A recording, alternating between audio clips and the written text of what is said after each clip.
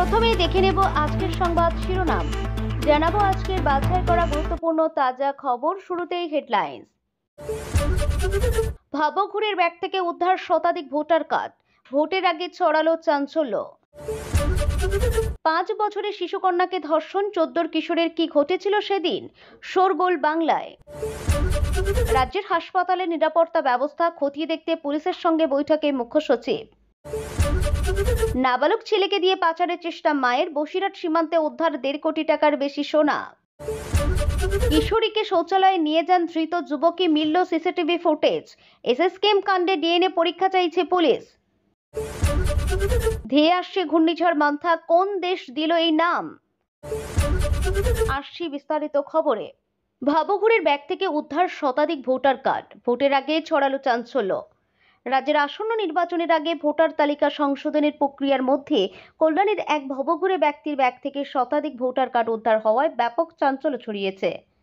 জানা গেছে, কল্যাণীর 7 নম্বর ওয়ার্ডের চর এলাকায় এক ব্যক্তিকে ঝোলা নিয়ে ঘোরাঘুরি করতে দেখেন স্থানীয় এক যুবক।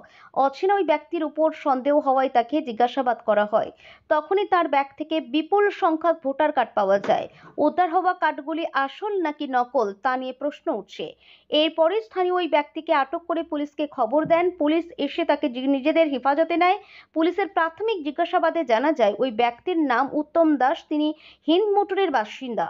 উত্তম দাস পুলিশকে জানিয়েছেন, তিনি কল্যাণী সীমান্তে তার দিদির বাড়িতে এসেছিলেন। রাস্তায় এক জায়গায় ভোটার কার্ডগুলি পড়ে থাকতে দেখে তিনি সেগুলিকে নিজের কাছে রেখেছিলেন। উদ্ধার হওয়া কার্ডগুলির মধ্যে 3টি অসমের এবং বাকিগুলি কল্যাণীর বিভিন্ন ওয়ার্ডের। একসঙ্গে এতগুলি ভোটার কার্ড এক জায়গায় পড়ে থাকার ঘটনাটি রহস্যের সৃষ্টি করেছে। পুলিশ তাকে আটক রেখে জিজ্ঞাসাবাদ চালাচ্ছে এবং তার দাবির সত্যতা যাচাই করছে। নির্বাচন সংক্রান্ত কর্মকাণ্ডের আবহে কে বা কারা এতগুলি কার্ড ফেলে গেল তা জানতে ওই এলাকায় তল্লাশি চালানো হচ্ছে এবং স্থানীয়দের জিজ্ঞাসাবাদ করা হবে বলে পুলিশ সূত্রে খবর। ভোটের আগে এই ঘটনা স্বাভাবিকভাবে স্থানীয় রাজনৈতিক মহলে এবং জনসাধারণের মধ্যে কৌতূহল বাড়িয়েছে। 5 বছরের শিশুকন্যাকে ধর্ষণ, 14 কিশোরের কি ঘটেছিল সেদিন, শোরগোল বাংলায়। অপরাধের স্বর্গরাজ্য হয়ে উঠেছে পশ্চিমবঙ্গ। বাংলার কোনো না কোনো জেলায় প্রতিদিন ঘটছে ধর্ষণের মতো নারকীয় ঘটনা। দুর্গাপুর কাণ্ডে রেশ কাটতে না কাটতে ফের কোলাঘাটে ধর্ষিত হলো 5 বছরের শিশুকন্যা, যুক্ত মাত্র 14 বছরের কিশোর। 5 বছরের শিশুকন্যাকে ধর্ষণের অভিযোগ প্রতিবেশী 14 বছরের কিশোরের বিরুদ্ধে। ঘটনাটি ঘটে বুধবার অর্থাৎ 22শে অক্টোবর। এদিন সকাল 10টা নাগাদ প্রতিবেশী ওই কিশোরের বাড়িতে গিয়েছিল শিশুকন্যাটি। অভিযোগ, সেখানে তাকে যৌন নির্যাতন করা হয়। এরপর ওই কিশোর হুমকি দিয়ে নির্যাতিতাকে বলে, কাউকে জানালে গলা টিপে মেরে ফেলবে।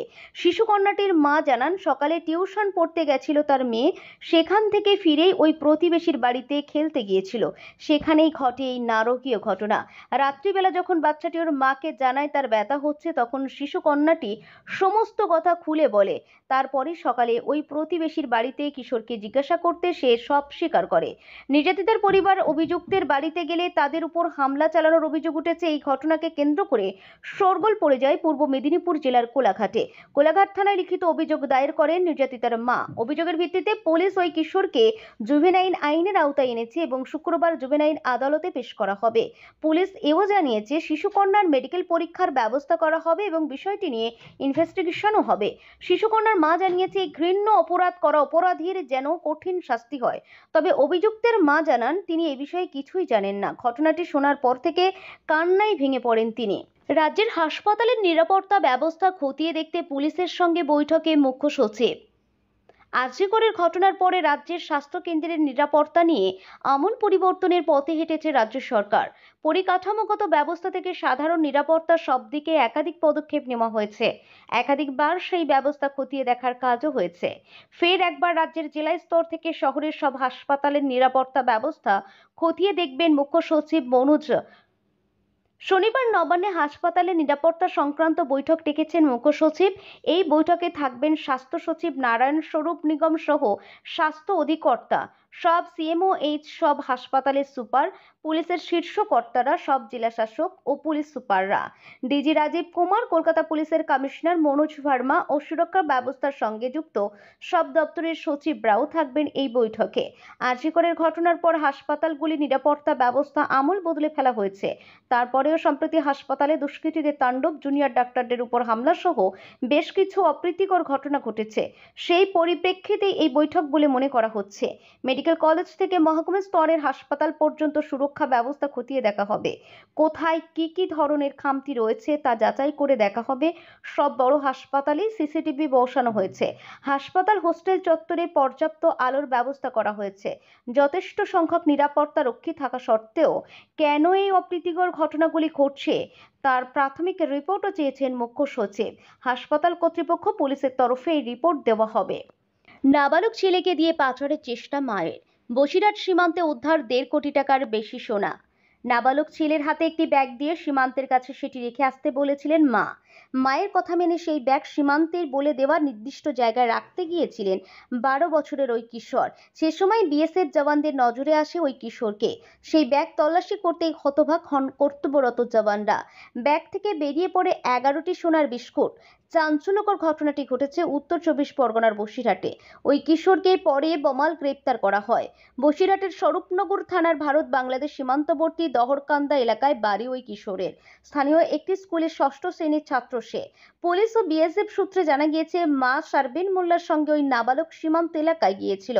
তার মা হাতে একটি ব্যাগ ধরিয়ে দিয়েছিল। বলা হয়েছিল সীমান্তের কাছে একটি ধান খেতে ওই ব্যাগটি রেখে আসতে। মাকে বিশ্বাস করে সেই ব্যাগ নিয়ে ওই ধান জমির দিকে রওনা হয়েছিল কিশোর। এদিকে ব্যাগ হাতে কিশোরকে যেতে দেখে টহলদারি বিএসএফ জওয়ানরা তার কথা পথ আটকায়। সঙ্গে ব্যাগ তল্লাশি করতেই বেরিয়ে আসে সোনার বিস্কুট। মোট 11টি সোনার বিস্কুট উদ্ধার হয়েছে। উদ্ধার হওয়া সোনার ওজন 1 কিলো 286 গ্রাম, যার বাজার মূল্য আনুমানিক 1,64,00,000 টাকা। মায়ের কথাতেই সে ব্যাগ নিয়ে গিয়েছিল, বাকি কোনো কিছুই সে জানে না। এমন কথায় কিশোর জেরায় জানিয়েছে বলে খবর। ওই নাবালককে পরে গ্রেপ্তার করা হয়েছে। নাবালক এবং সোনার বিস্কুটগুলি তেতুলিয়া শুল্ক দপ্তরের হাতে তুলে দিয়েছে বিএসএফ। একজন স্কুল ছাত্রের হাতে কেন তার পরিবার সোনার বিস্কুট পাচারের জন্য তুলে দিল, সেই বিষয়টি যথেষ্ট ভাবাচ্ছে সীমান্তরক্ষী বাহিনী। মায়ের খোঁজে তল্লাশি শুরু হয়েছে বিভিন্ন জায়গায়।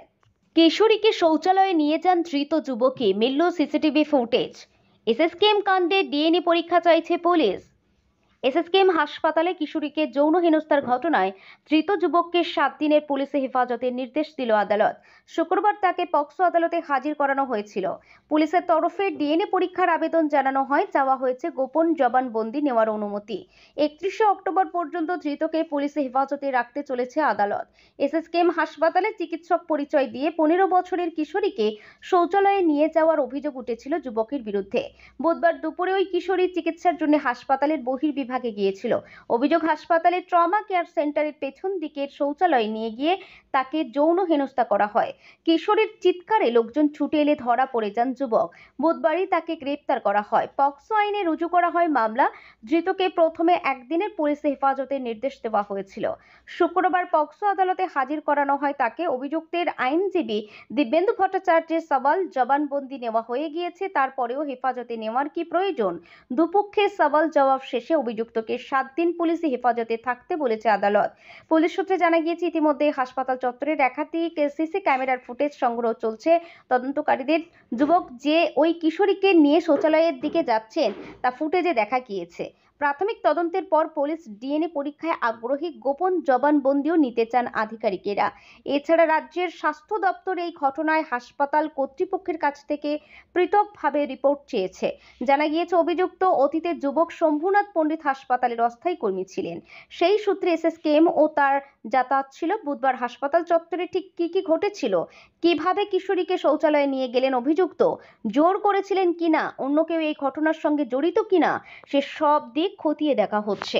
ধেয়ে আসছে ঘূর্ণিঝড় মন্থা। কোন দেশ দিল এই নাম? বঙ্গোপসাগরের দক্ষিণ পূর্ব অংশে আবারও একটি নতুন নিম্নচাপ সৃষ্টি হয়েছে, যা আগামী সপ্তাহের শুরুতেই ঘূর্ণিঝড়ে পরিণত হতে পারে বলে আশঙ্কা করা হচ্ছে। সম্ভাব্য ঘূর্ণিঝড়টির নাম হলো মন্থা, যা থাইল্যান্ড প্রস্তাব করেছে। থাই ভাষায় মন্থা শব্দের অর্থ সুগন্ধি ফুল বা সুন্দর ফুল। উত্তর ভারত মহাসাগর অঞ্চলের ঘূর্ণিঝড় নামকরণের ধারাবাহিকতায় এই নামটি ব্যবহৃত হবে। ভারতের আবহাওয়া অধিদপ্তর জানিয়েছে, শুক্রবার সকালে গঠিত এই নিম্নচাপটি বর্তমানে পশ্চিম উত্তর পশ্চিম অভিমুখে অগ্রসর হচ্ছে। আগামী 26শে অক্টোবরের মধ্যে এটি ভয়ানক রূপ নেবে এবং পরবর্তী 24 ঘন্টার মধ্যে একটি ঘূর্ণিঝড়ে পরিণত হওয়ার সম্ভাবনা রয়েছে।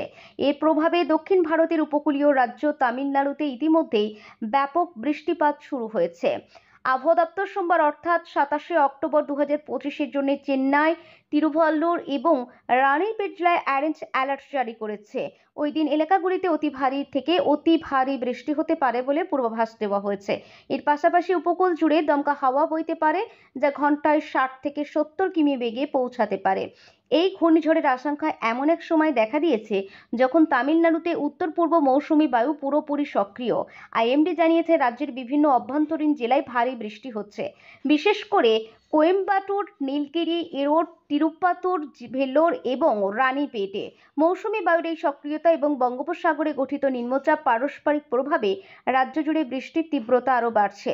আবহাওয়া বিশেষজ্ঞদের মতে, এই দুটি সিস্টেমের সম্মিলিত প্রভাবে আগামী কয়েকদিনে তামিলনাড়ুর পশ্চিম ও উত্তরাঞ্চলে অত্যাধিক বৃষ্টিপাত হতে পারে, যা কিছু এলাকায় বন্যা ও জলজটের পরিস্থিতি সৃষ্টি হতে পারে।